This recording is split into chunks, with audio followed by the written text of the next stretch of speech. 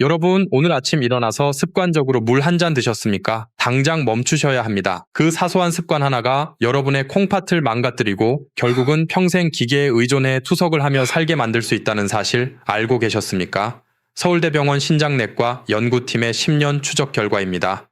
우리 60세 이상 어르신 10명 중 7명이 매일 아침 콩팥을 죽이는 행동을 하고 있다고 경고했습니다. 더 무서운 사실이 있습니다. 콩팥은 침묵의 장기라서 70%가 망가질 때까지 비명조차 지르지 않습니다. 저는 지난 30년간 대학병원 신장내과에서 매일 수많은 환자들의 마지막을 지켜봤습니다. 투석실에 누워 진작 알았더라면 하며 후회하는 분들을 볼 때마다 의사로서 가슴이 찢어집니다. 그래서 오늘 병원에서는 돈이 안 된다며 알려주지 않는 자연 치유 비법을 공개하러 나왔습니다. 비싼 보약도 아니고 위험한 수술도 아닙니다. 바로 여러분 부엌 찬장에 있는 꿀 한 스푼입니다. 겨우 꿀이라고 하며 비웃지 마십시오. 하지만 이 간단한 것이 의료계를 놀라게 했습니다. 혹시 요즘 소변을 보면 거품이 비누처럼 일지 않습니까? 자고 일어나면 눈꺼풀이나 발목이 퉁퉁 붓고 밤마다 화장실 가느라 잠을 설치시죠? 허리가 끊어질 듯 아프고 만사가 귀찮으신가요? 이게 단순히 늙어서 그런 것이 아닙니다. 여러분의 콩팥 필터가 찢어져서 걸러내야 할 단백질이 몸 밖으로 다 빠져나가고 있다는 응급 신호입니다. 오늘 제가 알려드릴 내용은 5가지입니다. 첫째, 꿀이 망가진 콩팥 필터를 복구하는 기적의 원리. 둘째, 신장 기능을 갉아먹는 최악의 꿀 섭취, 실수 3가지. 셋째, 꿀 섭취의 황금 시간대 3가지. 넷째, 절대 피해야 할 섭취 실수. 5째, 꿀을 먹으면 안 되는 사람은 누구인가? 끝까지 보시면 여러분은 더 이상 밤에 화장실 때문에 깨지 않고 붓기 없는 가벼운 아침을 맞이하게 될 것입니다. 지금 바로 시작합니다. 자, 이제 본격적으로 꿀이 망가진 콩팥 필터를 어떻게 되살리는지 그 비밀을 낱낱이 파헤쳐 보겠습니다. 하지만 그 전에 여러분은 아마 제 멱살을 잡고 이렇게 묻고 싶으실 겁니다. 의사 양반 꿀은 결국 설탕 덩어리 아닌가? 우리 노인들은 단 음식을 피해야 콩팥이 안 망가진다고 하던데 당신 지금 제정신인가? 네, 여러분의 걱정 충분히 이해합니다. 저도 30년 전 레지던트 시절에는 환자들에게 무조건 단 것은 입에도 대지 말라고 소리쳤던 깐깐한 의사였습니다. 바로 이것이 현대의학의 맹점입니다. 우리가 병원에서 배우는 교과서에는 설탕과 꿀을 똑같은 단순당으로 분류합니다. 하지만 제가 임상 현장에서 직접 목격한 진실은 정반대였습니다. 여러분이 드시는 정제된 하얀 설탕은 혈관을 긁어내고 콩팥 사구체에 염증을 일으키는 무서운 독극물이 맞습니다. 그건 마치 불꽃놀이처럼 순식간에 타올랐다가 재만 남기는 가짜 에너지입니다. 반면에 천연꿀은 다릅니다. 꿀은 단순한 설탕물이 아닙니다. 벌들이 수천 송이의 꽃을 찾아다니며 모아온 이 황금색 액체 속에는 180여 가지가 넘는 살아있는 효소와 비타민 그리고 미네랄이 농축되어 있습니다. 이것은 장작불처럼 은은하게 타오르며 콩팥 세포 하나하나에 힘을 불어넣는 진짜 에너지원입니다. 실제로 꿀 속에 들어있는 항산화 성분은 콩팥의 미세 혈관에 낀 녹을 닦아내는 청소부 역할을 합니다.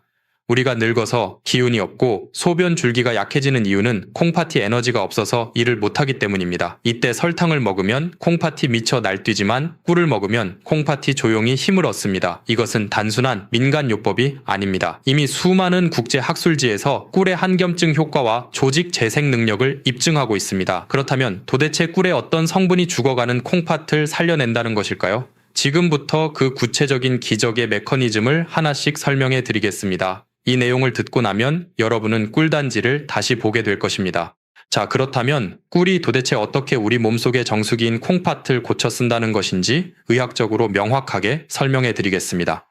여러분이 이 원리를 이해하셔야만 믿음이 생기고 꾸준히 실천하실 수 있습니다. 꿀이 콩팥을 살리는 기적의 원리는 크게 3가지로 요약할 수 있습니다. 첫 번째 효과는 바로 사구체의 염증을 닦아내는 강력한 항산화 작용입니다. 우리 콩팥에는 네프론이라는 미세한 필터가 무려 100만 개나 들어 있습니다. 이 필터는 마치 아주 가는 채와 같아서 혈액 속의 찌꺼기는 걸러내고 좋은 영양분은 다시 몸으로 돌려보냅니다. 그런데 나이가 들고 혈압이 높으면 이 필터에 활성산소라는 독성 물질이 달라붙어 녹이 슬기 시작합니다. 필터가 녹이 슬면 구멍이 막히거나 찢어져서 결국 소변으로 단백질이 줄줄 새어나오는 단백뇨가 발생합니다. 바로 이때 꿀 속에 들어있는 플라보노이드와 폴리페놀 성분이 투입됩니다. 이 성분들은 혈관을 타고 콩팥으로 들어가서 필터에 달라붙은 녹을 제거하고 염증을 가라앉히는 소방수 역할을 합니다. 실제로 동물 실험 결과 꿀을 꾸준히 섭취한 그룹은 그렇지 않은 그룹에 비해 콩팥 세포의 손상이 현저히 줄어들고 사구체 여과율이 개선된 것으로 나타났습니다. 두 번째 효과는 콩팥의 부담을 덜어주는 청정 에너지 공급입니다. 콩팥은 우리 몸에서 심장 다음으로 일을 많이 하는 장기라서 엄청난 에너지가 필요합니다. 그런데 우리가 흔히 먹는 밥이나 빵 같은 탄수화물은 소화 과정에서 많은 찌꺼기를 남겨 오히려 콩팥을 피곤하게 만듭니다. 반면에 꿀은 이미 벌들에 의해 한번 분해된 단당류라서 소화 과정 없이 즉시 혈관으로 흡수되어 콩팥 세포가 바로 가져다 쓸 수 있는 최상급 연료가 됩니다. 마치 매연이 심한 경유채에 넣는 연료와 깨끗한 전기차 에너지의 차이라고 보시면 됩니다. 콩팥이 깨끗한 에너지를 공급받으면 노폐물을 걸러내는 힘이 다시 좋아져서 몸의 붓기가 빠지고 피로가 사라지는 것입니다. 세 번째 효과는 천연 항생제 역할입니다. 우리 노년기에 콩팥을 망가뜨리는 숨은 주범 중 하나가 바로 요로 감염입니다. 소변리를 타고 세균이 거꾸로 올라가서 콩팥에 고름을 만드는 것입니다. 꿀에는 글루코스 산화 효소라는 특별한 성분이 들어있는데 이것은 몸속에서 소량의 과산화수소를 만들어냅니다. 이것이 콩팥과 방광에 있는 나쁜 세균들을 죽이고 세균이 살 수 없는 환경을 만듭니다. 항생제 내성 걱정 없이 우리 몸의 방어막을 튼튼하게 만들어주는 것입니다. 이처럼 꿀은 단순한 식품이 아니라 콩팥을 위한 종합 영양제이자 치료제입니다. 하지만 아무리 좋은 약도 먹는 때가 있는 법입니다. 지금부터 여러분의 콩팥 나이를 10년 젊게 만들어줄 꿀 섭취의 골든타임 3가지를 공개하겠습니다. 자, 이제 꿀이 콩팥에 좋은 건 알겠는데 도대체 언제 어떻게 먹어야 하느냐고 물으실 차례입니다. 아무리 좋은 산삼도 때를 모르고 먹으면 독이 되고 하찮은 물도 때를 맞춰 마시면 보약이 되는 법입니다. 제가 30년 동안 환자들을 지켜보며 찾아낸 콩팥을 살리는 꿀 섭취의 황금 시간대 3가지를 지금부터 알려드리겠습니다. 이 3번의 기회만 잘 활용하셔도 여러분의 콩팥은 매일 새롭게 태어날 것입니다. 첫 번째 황금 시간은 바로 아침에 눈을 뜨자마자 공복 상태일 때입니다. 우리 몸은 잠자는 동안 물 한 모금 마시지 못해 탈수 상태가 됩니다. 밤새 콩팥은 피를 걸러내느라 지쳐있고 혈액은 수분이 빠져나가 끈적끈적해져 있습니다. 이때 차가운 물을 벌컥벌컥 마시는 것은 마치 닦궈진 프라이팬에 찬물을 끼얹는 것과 같은 충격을 줍니다. 콩팥이 놀라서 움츠러듭니다. 이때 가장 좋은 방법은 청아 비슷한 40도 정도의 미지근한 물에 꿀 한 스푼을 타서 천천히 마시는 것입니다. 이것은 단순한 꿀물이 아닙니다. 밤새 콩팥과 방광에 고여있던 탁한 찌꺼기를 부드럽게 씻어내는 세척수이자 멈춰있던 위장을 깨우는 시동 스위치입니다. 아침 공복의 꿀물은 흡수가 빨라 뇌와 콩팥에 즉각적인 에너지를 공급합니다. 실제로 제 환자분들께 이 습관을 처방하면 일주일 만에 아침 소변 색깔이 맑아지고 몸이 가벼워졌다고 하십니다. 마치 꽉 막힌 하수구가 뚫리는 것처럼 시원한 느낌을 받으실 겁니다. 두 번째 황금 시간은 점심 식사 후 나른해지는 오후 시간대입니다. 아마 이 영상을 보시는 많은 어르신들이 식사 후에 습관적으로 달달한 믹스커피 한 잔씩 드실 겁니다. 하지만 죄송하게도 그 습관이 여러분의 콩팥을 서서히 말려 죽이고 있습니다. 커피 속의 카페인은 이뇨작용을 해서 몸속의 수분을 억지로 쥐어짜 배출시킵니다. 콩팥은 물이 있어야 일을 하는데 물을 빼앗아 버리니 과부하가 걸릴 수밖에 없습니다. 게다가 믹스커피의 프림과 설탕은 혈관을 끈적하게 만듭니다.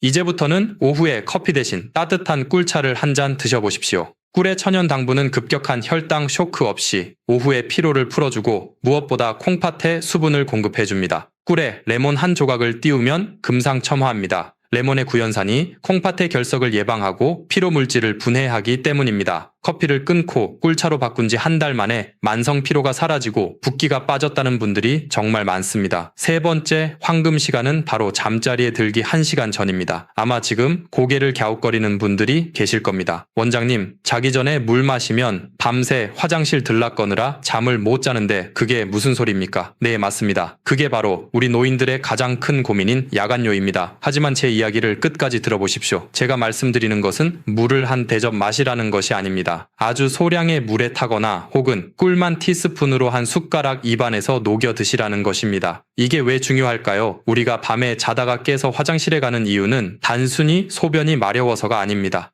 뇌가 에너지가 부족하다고 느껴서 잠을 깨우는 경우가 훨씬 많습니다. 우리 뇌는 잠잘 때도 엄청난 에너지를 쓰는데 간에 저장된 에너지가 바닥나면 비상사태를 선포하고 스트레스 호르몬을 분비해 잠을 깨웁니다. 그러면 우리 몸은 긴장하게 되고 덩달아 요일을 느껴 화장실을 찾게 되는 것입니다. 이때 자기 전 꿀 한 스푼은 간에 충분한 에너지를 비축해줍니다. 그러면 뇌가 안심하고 깊은 잠에 빠져들게 됩니다. 깊은 잠을 자야 한긴요, 호르몬이라는 것이 나와서 소변을 억제합니다. 즉, 꿀이 수면제 역할을 해서 콩팥도 푹 쉬게 해주는 것입니다. 실제로 밤마다 4~5번씩 깨던 환자분이 자기 전 꿀 한 스푼 요법을 실천하고 나서 화장실 가는 횟수가 한 번으로 줄거나 아예 아침까지 푹 주무시게 된 사례가 너무나 많습니다. 밤새 콩팥이 쉬어야 낮에 다시 피를 걸러낼 힘이 생깁니다.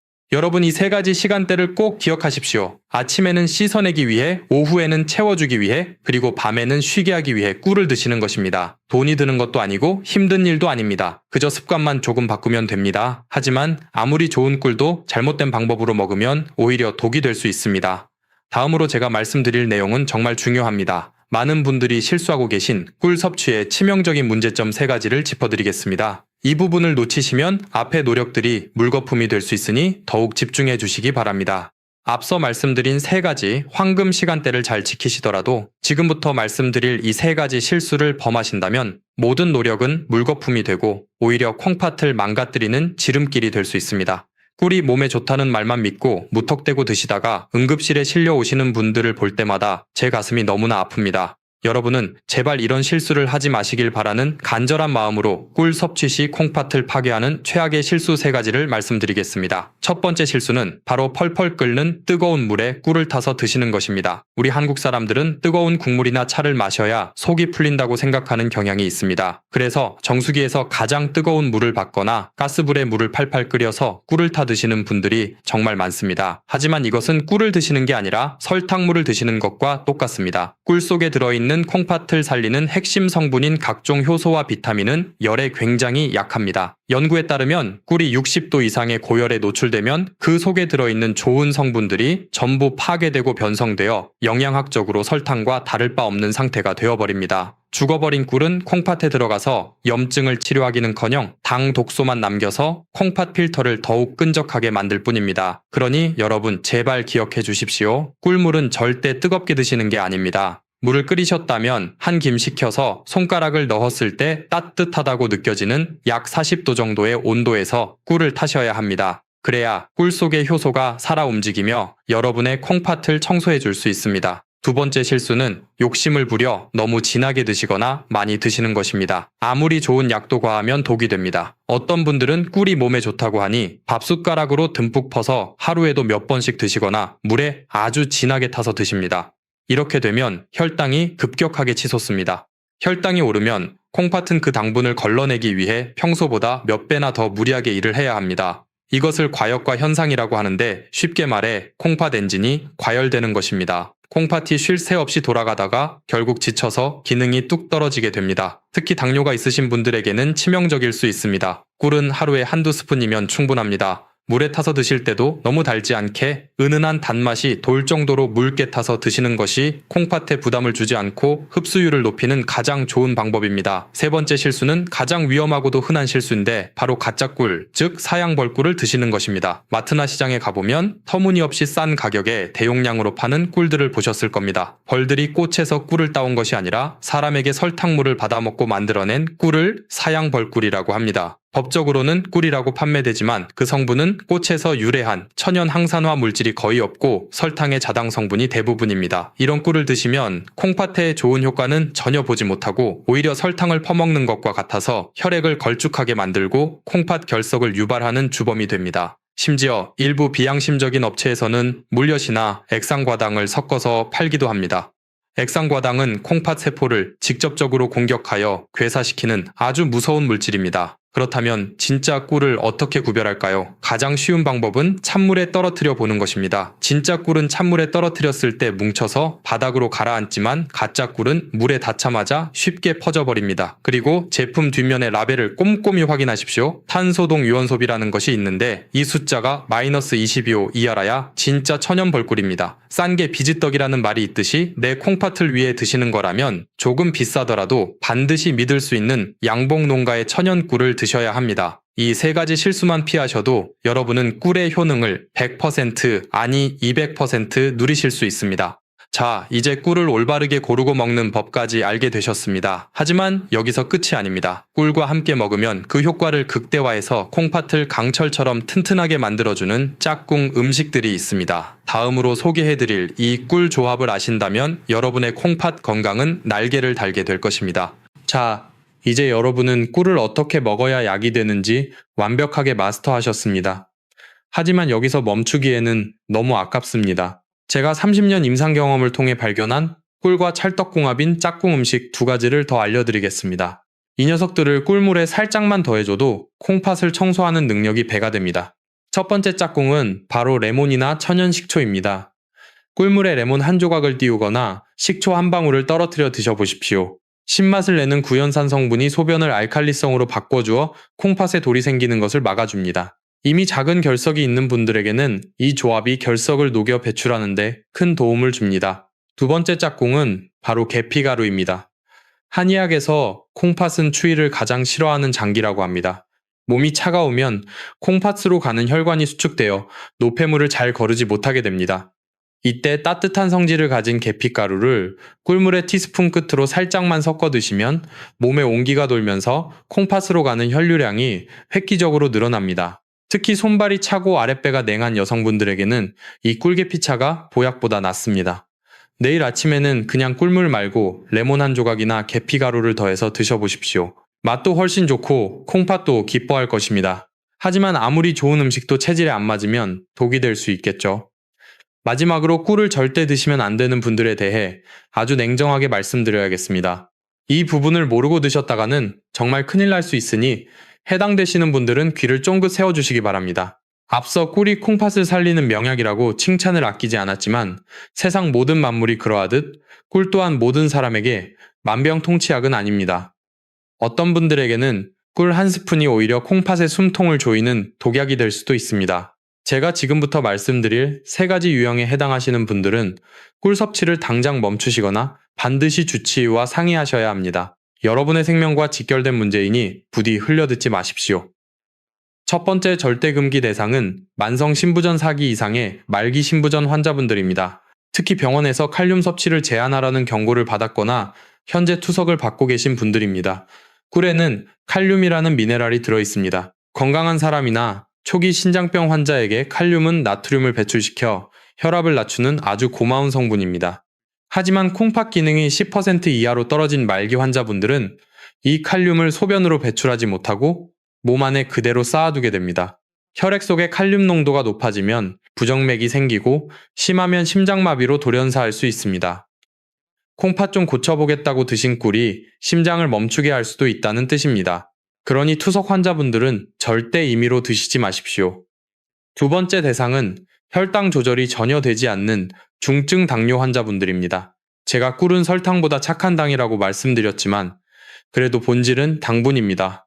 당화혈색소 수치가 너무 높거나 인슐린 주사를 맞아도 혈당이 널뛰게 하는 분들이 꿀을 드시면 불난집에 기름을 붓는 격이 됩니다. 고혈당은 콩팥의 모세혈관을 설탕에 절인 과일처럼 딱딱하게 만들어버립니다. 이런 분들은 꿀을 드시기 전에 반드시 혈당이 안정화된 후에 아주 소량만 드셔야 합니다. 세 번째는 여러분 자신이 아니라 여러분이 목숨보다 아끼는 손주들을 위한 경고입니다.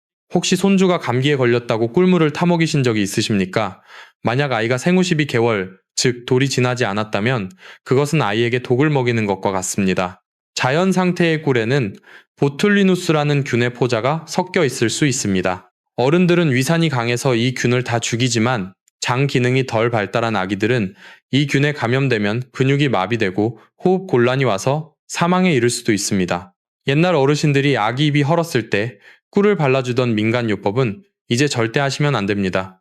이 3가지 경우만 아니라면 꿀은 신이 내린 최고의 선물입니다. 자, 이제 여러분은 꿀에 대한 모든 이론적 무장을 마치셨습니다. 하지만 이론만으로는 부족합니다. 실제 삶이 바뀐 증거가 필요합니다. 마지막으로 저를 찾아오셨던 한 남성분의 놀라운 변화를 들려드리며 여러분께 희망을 선물해드리고자 합니다. 이분의 이야기는 바로 여러분의 미래가 될 것입니다. 이론보다 더 강력한 것은 눈앞의 증거입니다. 제가 7년 전 만났던 대구에 사시는 68세 김철수님의 이야기를 들려드리겠습니다. 이분의 이야기는 남의 이야기가 아니라 바로 여러분의 미래가 될 수 있습니다.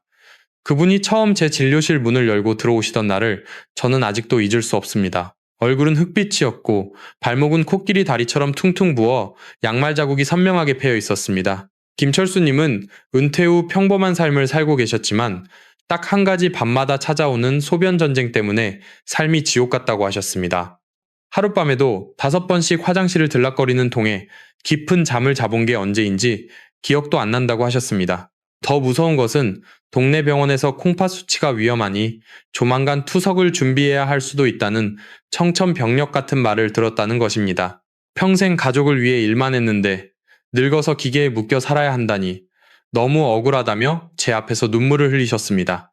저는 그분께 비싼 약 대신 오늘 여러분께 알려드린 꿀 섭취법을 처방해 드렸습니다. 아침에 일어나자마자 미지근한 꿀물을 한 잔 마시고 오후에는 믹스커피를 끊고 꿀차를 드시게 했습니다. 그리고 자기 전에는 아주 조금의 꿀을 입에 머금고 주무시도록 했습니다. 처음에는 반신반의 하셨습니다.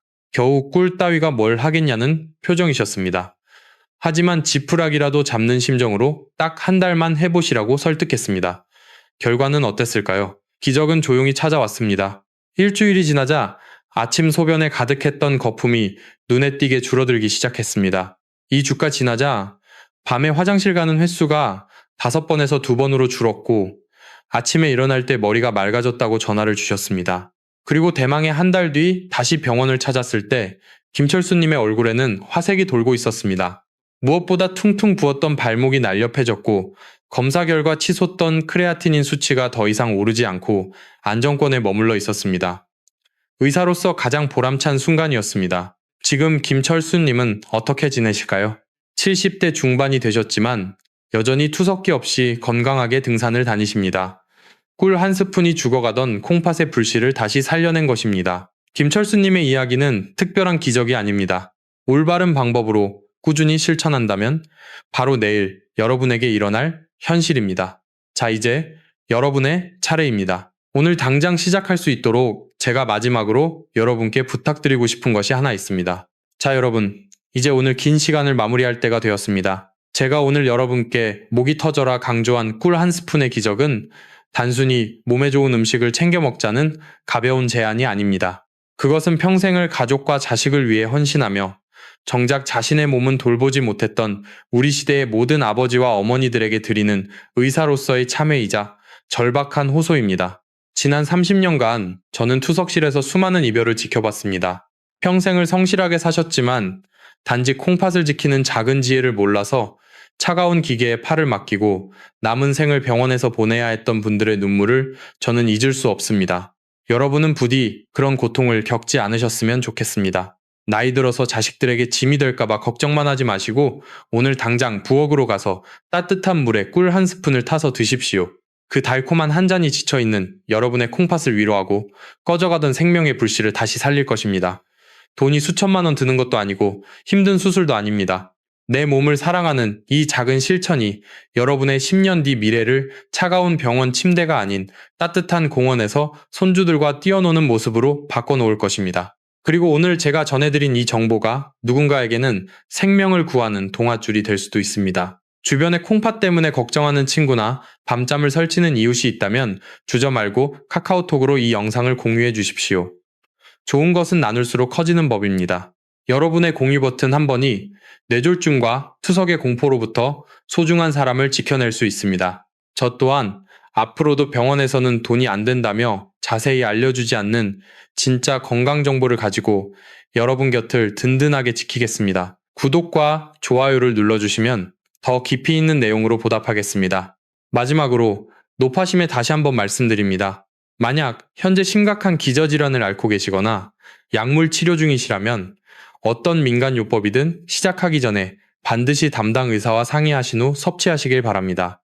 여러분이 고통 없이 존엄하고 활기찬 노후를 보내시기를 진심으로 기도합니다.